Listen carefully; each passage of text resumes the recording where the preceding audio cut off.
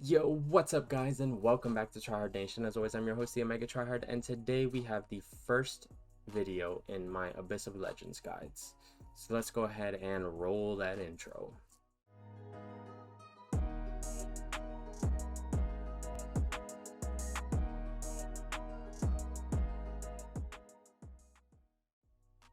So I reached out to you guys after my Abyss of Legends clear, and I asked what you guys wanted me to do with that footage. If you guys wanted me to upload it in chunks or do highlights or something like that. And the people that reached out to me, they all said guides.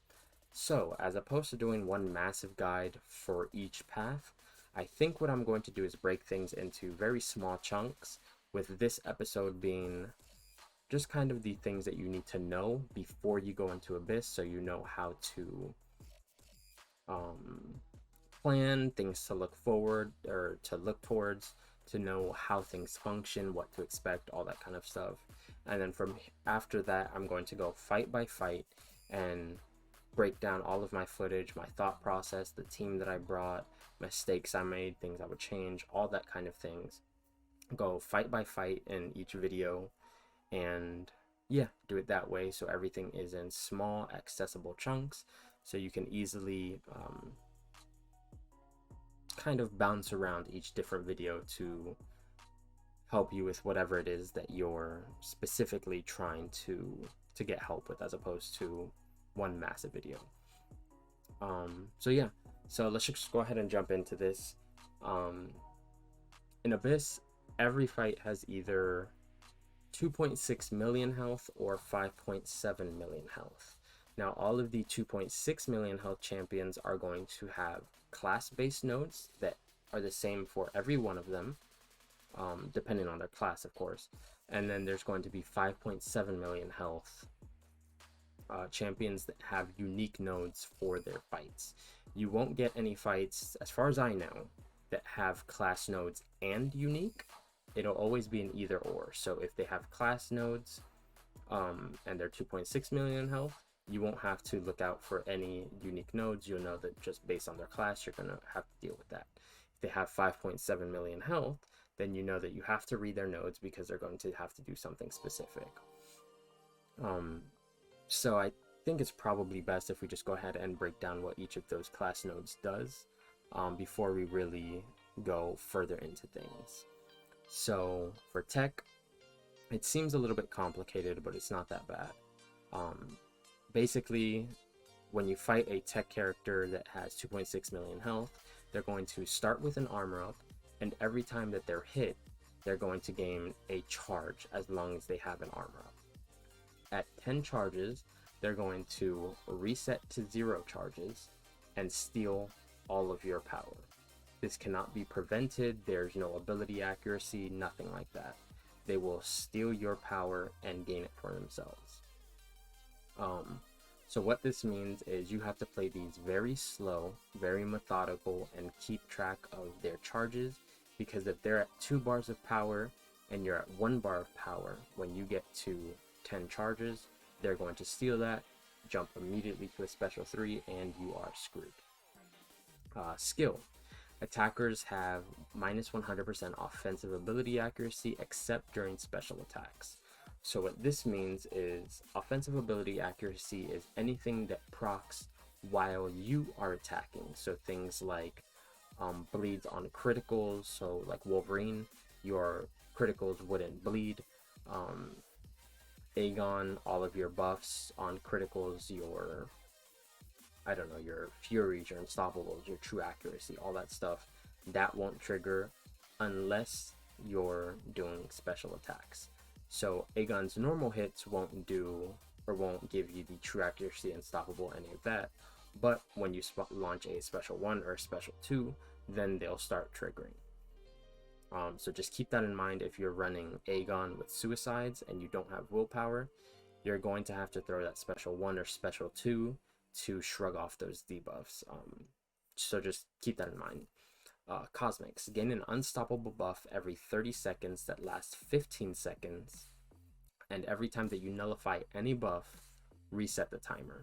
So basically, if you don't bring somebody that can deal with that unstoppable, whether through a slow or through nullifying, staggering, fate seals, anything like that, they're going to gain an unstoppable every 30 seconds that's going to last for 15 seconds. So basically every 15 seconds, they're going to have a 15-second unstoppable. So just bring somebody that nullifies a bunch and you'll be good. Science, every time that you gain a power or a bar of power, you're going to gain a power sting that I think does like 600 or 1600 damage. And when it expires, you'll gain a 5-second buff or a 5-second stun if it falls off. Now, you can prevent that if it falls off while they have a debuff. So characters that apply a lot of debuffs, like Nick Fury, Void, all that kind of stuff, they can easily deal with this, or characters that have long-lasting debuffs, like Stealth Spidey.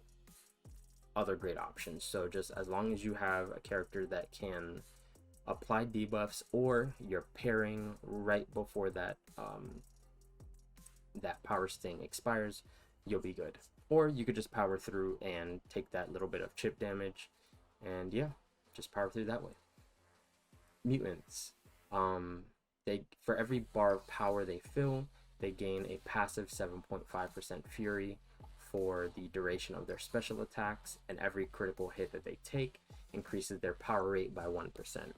So basically what this means is the longer that the fight goes on, the more power they gain and the harder they'll hit during specials. So they're going to be launching more specials, and those specials will be doing more damage. You can get around this through using tech champions that power drain, so your warlocks and basically warlocks, because I don't think there's any other tech champions that are viable. But yeah.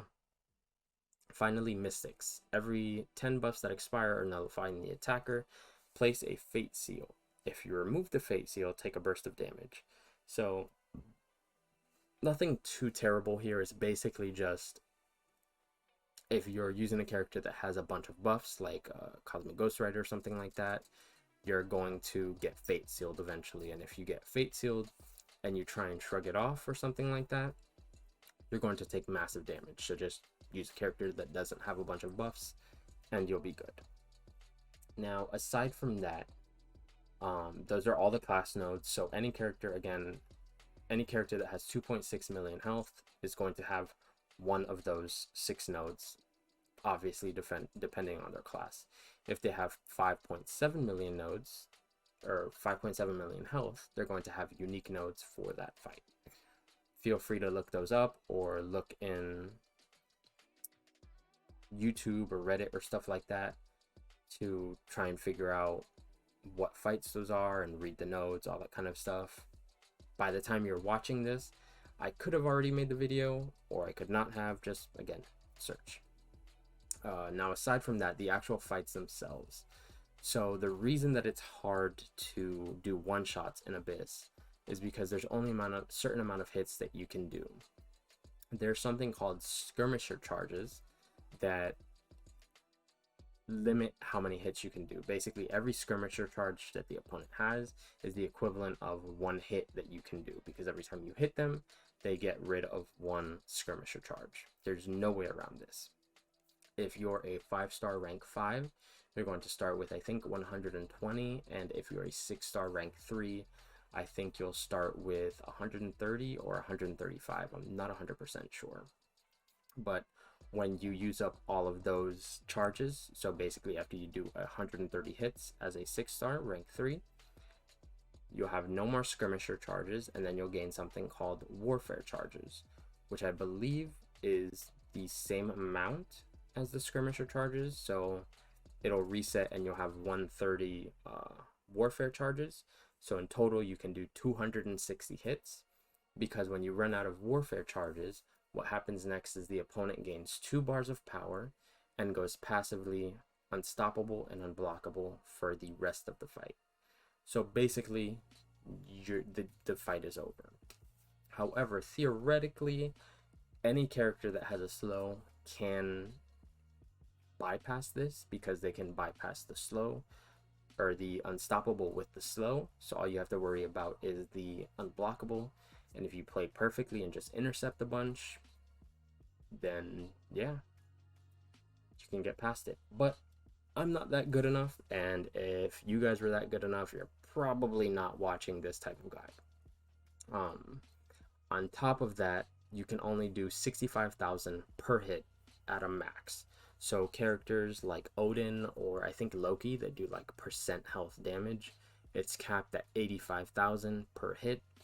Characters that do really high burst damage, Cosmic Ghost Rider for example, again capped at 85,000 per hit. As far as I know, this can't be bypassed through like ability accuracy or anything like that, so it's just always 85,000 per hit. Now if you don't land the attack after I believe 8 seconds, you start losing charges until you hit them.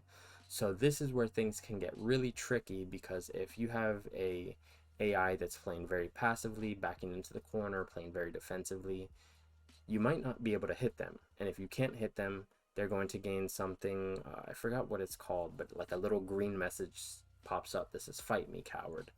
And they start losing skirmisher charges, which means you're essentially losing hits in the fight.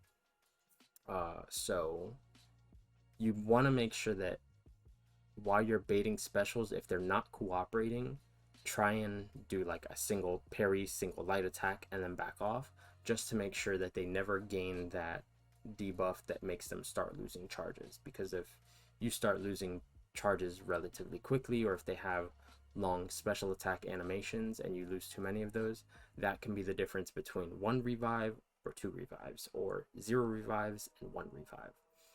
So just keep that in mind. All fights in the Abyss, every single fight, as annoying as it is, has a 1% chance to evade, no matter what.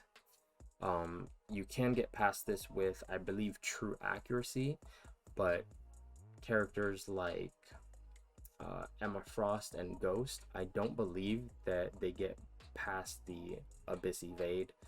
I don't think True Strike does, and there's something else that didn't, but true accuracy, as far as I know, is the only way to completely bypass that.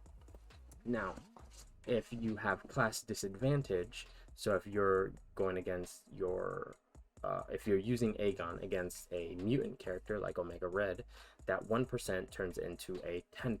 So in those matchups where you have class disadvantage, you want to be extra careful about the evades, and try to do only 4-hit combos or parry medium dash back, because if they evade that second medium or last hit, there's a good chance that they're going to evade, and that's going to be it for you.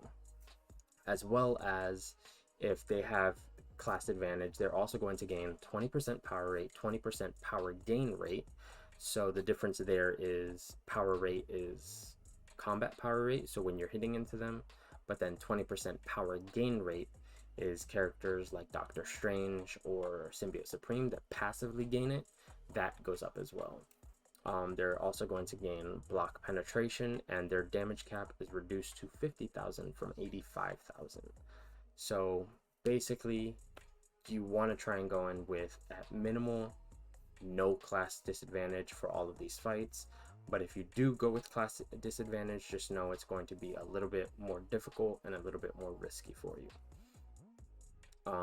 Again, like I was saying earlier, not all fights here can be soloed, and the amount of fights that can be soloed are with a very niche pool of champions. So Mephisto, for example, can be soloed. He can be very easily soloed, and I think he's probably the most common, most easy to solo in the game if you have Human Torch. If you have any other character aside from Human Torch, it's not going to be a very fun fight, and I don't think you can solo it with any other character, not even Void, which I think is the next best in line, best counter. So when you're coming into Abyss, expect to spend units, expect to spend revives, expect to spend all of your resources to try and get through this. There are champions that can do it easier than others, so your 4 horsemen, which are going to be Human Torch, Nick Fury, Doctor Doom, and Aegon. they're going to do it a lot cheaper because they have a lot better matchups and a lot more consistent gameplay over all 5 of the paths. But just because they're doing it cheaper doesn't mean there's not alternatives. So if you don't have Aegon, for example, you can maybe swap in Strife. Strife can do this, he can do it fairly well, but he's going to have less opportunity to one-shot champions and might have to spend an extra couple of revives. So just know if you're not using the 4 horsemen, you can still do it, but it's going to be a little bit more expensive depending on your skill set, all that kind of stuff. But again, if you can't do this, don't worry. This is, like I said at the beginning, this is arguably the most end game content in the game. If you can't do it, that's fine.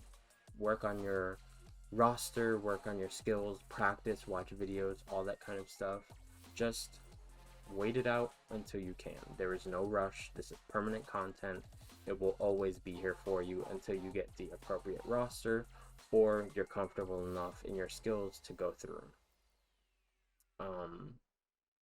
It's also not a sprint.